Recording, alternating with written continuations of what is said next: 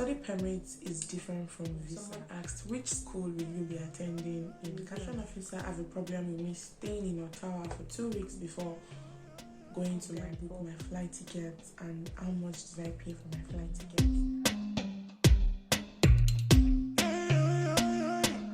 Walk out the door in my little black dress. Been a long day and I need to de-stress. Sunsets be. We just hit 500 subscribers. Thank you guys so very much for helping me hit 500 subscribers. I do not think that I would have been able to do this on my own, and I owe all my thanks and appreciation to everybody that has subscribed to my channel, that has watched my video, that has liked my video, that has sent me a DM to ask me questions. Like, I owe it all to you people, and I'm so grateful. Now let's get into today's video. Hey guys, welcome back to my channel. My name is Lovely. If you're seeing my face for the first time, and if you're a returning subscriber, thank you for coming back. And to my new viewers, please, to my new and old viewers, please subscribe to my channel. So in today's video, I'm going to be answering most asked questions as regards my relocation. I already mentioned in previous videos that I will be answering your questions, like every comment under my video, under my relocation video, and every questions that have been asked in my DM, so that every other person can learn from the answer that I'm going to give. Please, disclaimer, I'm not an immigration consultant and I'm not an immigration lawyer. I'm only going to be giving answers based on my experience and based on my research and what I know. So whatever answer I give you, I would advise that you try to do your own research and, have proper understanding of whatever thing you want to know. So now, let's go. So in case you see me looking down, it's because I have my laptop on my lap and I'm reading the questions.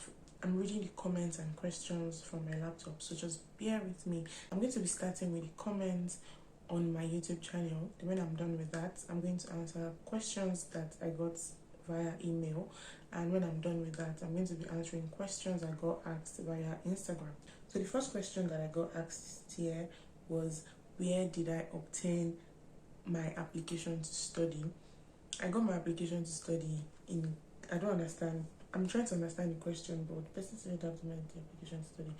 Oh, I don't know if the person means application form or something, but I got my application from a school in Canada, and you can always apply to any school in Canada via their website. You probably have to pay like between 50 to 100 Canadian dollars application fee. So another person asked if I used ArriveCAN before I got to Toronto. Yes, I used ArriveCAN before I traveled out of Nigeria, although ArriveCAN is no longer compulsory. It's now very much optional. You don't have to use it if you don't want to, but me, I only did it because of Wasabi, but it was helpful because when I got to Toronto, there was a very long queue of people that just landed, so they just told those of us that had already declared on ArriveCAN to move to another queue, and that queue was really short and fast. So another person asked me what documents they asked for at my point of entry. So basically, the fact that they asked me for this particular document doesn't mean that they are going to ask you or any other person the same document, because I'm sure the person that was in front of me, they probably asked the person for a different document, and then the person behind me, they probably asked the person for a different document. But for me, they asked for my letter of acceptance, and they also asked for my school fee receipt, the deposit that I had made. And because I landed in Toronto and I was going to BC, they asked to see my ticket to BC, so I showed them my ticket to BC, and that was all they asked me. So someone asked, which school will you be attending in Canada? So I currently attend Thompson Rivers University in Kamloops. Kamloops is a very small town in British Columbia. Someone asked me what my IELTS score was. What makes you think I wrote IELTS? But anyway, I actually wrote IELTS, and I scored 7.5. I can't remember a breakdown of everything that I scored, but I think I had the highest score in my listening. I'm not sure.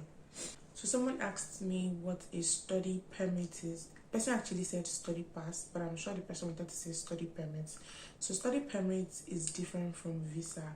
So visa is that stamp that you get on your passport after you've gotten after they've told you that, oh, your visa application was successful and you should send in your passport. So that stamp that they put on your passport is the visa, and that only allows you to travel.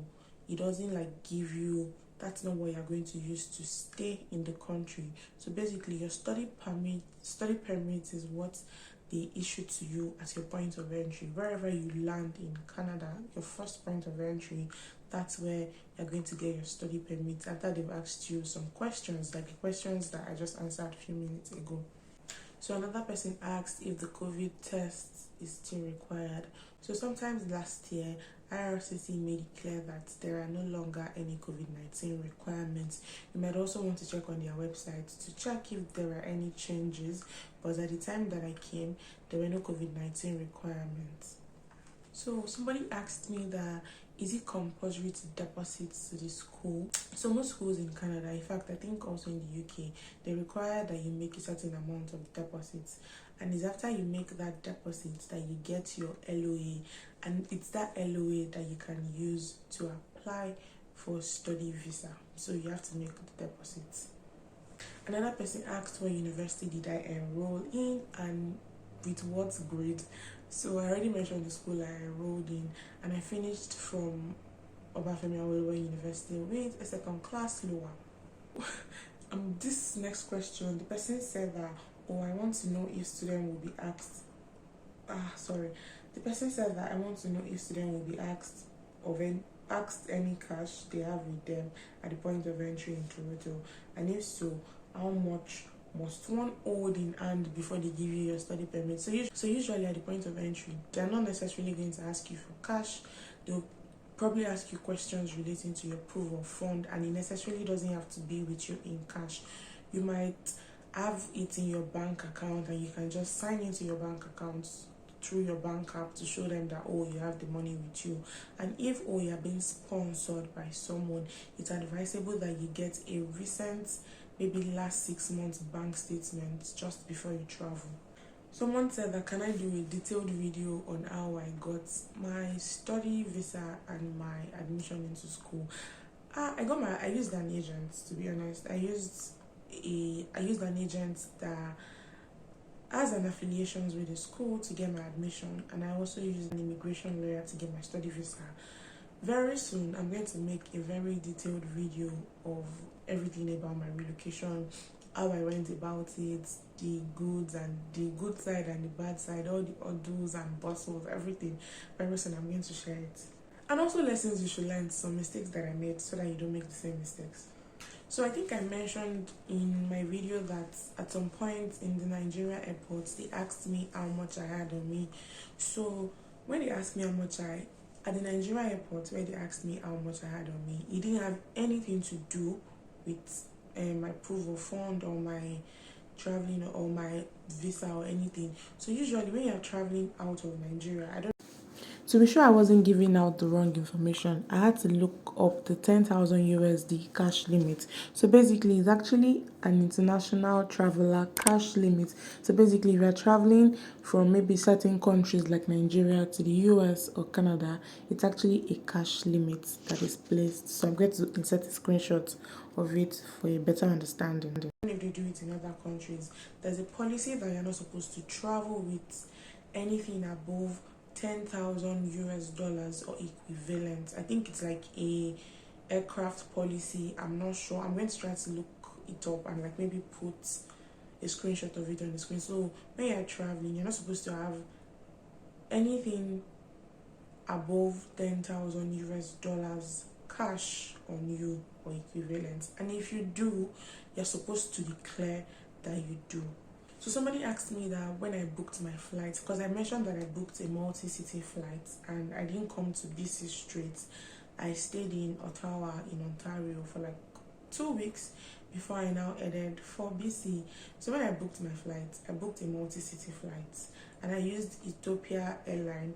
I don't know about any other airline. I don't know how much any other airline costs, but I know that Ethiopia Airline have like the most affordable deals, and that was what I used. And Ethiopia Airline also allows you pay in Naira. So I booked a multi-city flight, and I just put on the flight ticket where I was going to, I put from Nigeria to Ottawa and then Ottawa to Vancouver, and I put the date that I wanted. So, and then the person asked me how much it costs. Prices definitely varies when it comes to flight tickets, because sometimes when you book ahead, like, it's advisable that you book ahead of when you're traveling. That way you can get like cheaper deals maybe 2 months before you travel. But you know, because of the way maybe sometimes you get your visa late and everything is now in a hurry. So, but I can't say, but when I booked my flights, I booked everything for altogether 416,000 naira.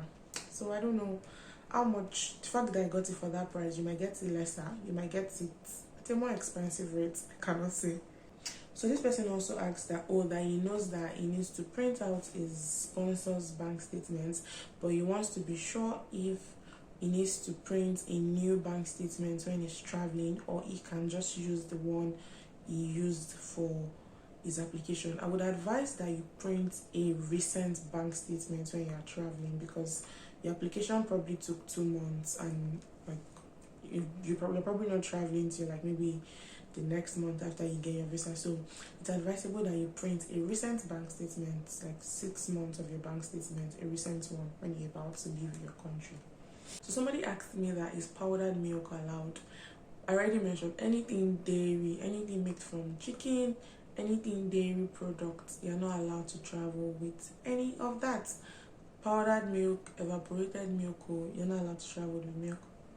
So someone says, how long did it take for my passport to get back? So it took my passport less than 2 weeks to get back. I sent it from Ibadan to Lagos, and then Lagos people sent it to Abuja, but it got back in less than 2 weeks. But I think that lately it's been taking longer than usual. I don't know why, but I've seen comments of a couple of people asking that, why is it taking long? Well, I don't know why, but when I sent mine, it took less than 2 weeks.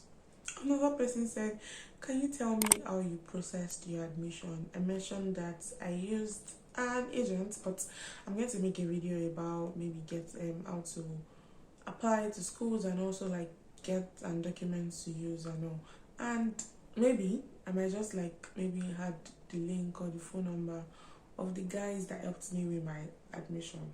Maybe, I don't know. So someone asked me what the letter of introduction is.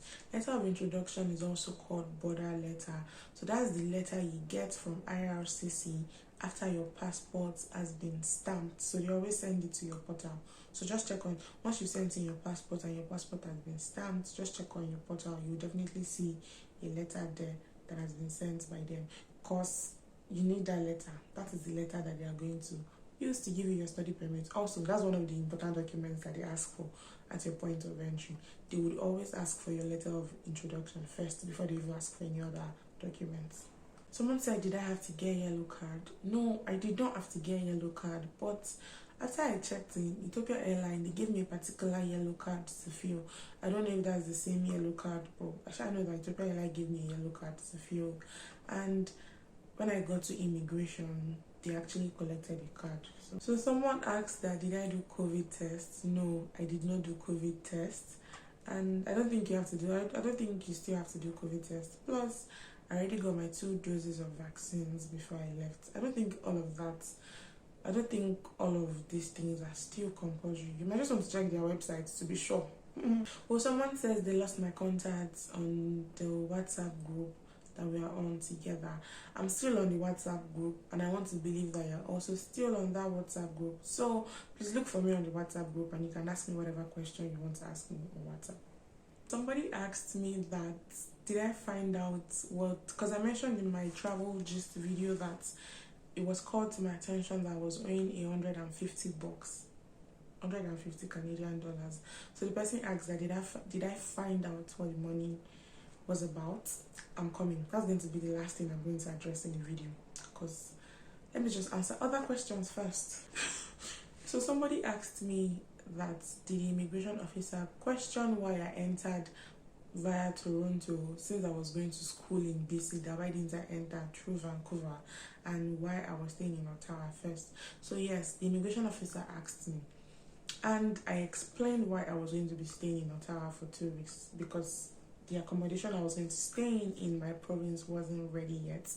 But it's advisable that if you're not going to be going to your province straight, make sure that you have the tickets to your province already, so that you can tender it and they can know that, oh, it's not like you're trying to play one wayo and not go to your province, but that, oh, you're just here for a period of time, and make sure you have a good reason for why you want to stay in that place for like maybe the few days that you want to stay or the few weeks. So I had my ticket with me already, so I just showed the officer my tickets and I explained why I was going to be staying in Ottawa for like a couple of weeks, accommodation issues.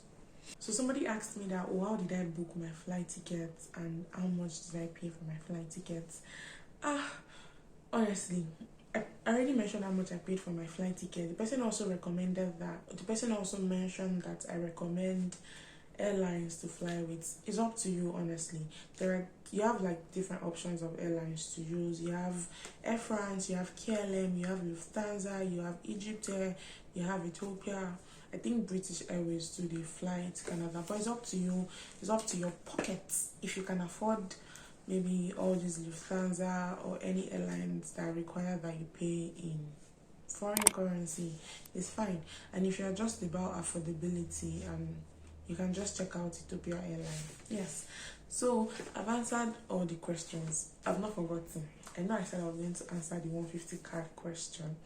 So yes, the 150 card that they said I was owing. So this was what happened.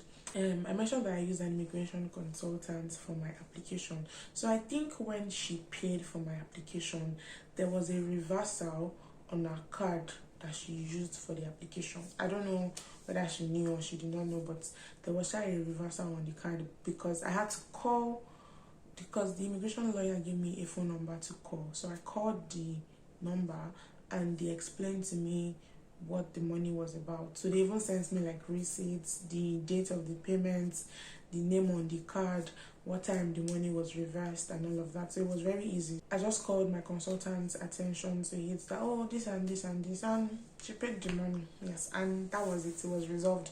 And the person that I called just told me how to go about the payment, and because the person advised that, oh, I use a different card to pay this time, because if I use that same card, they might also there might be a reversal issue.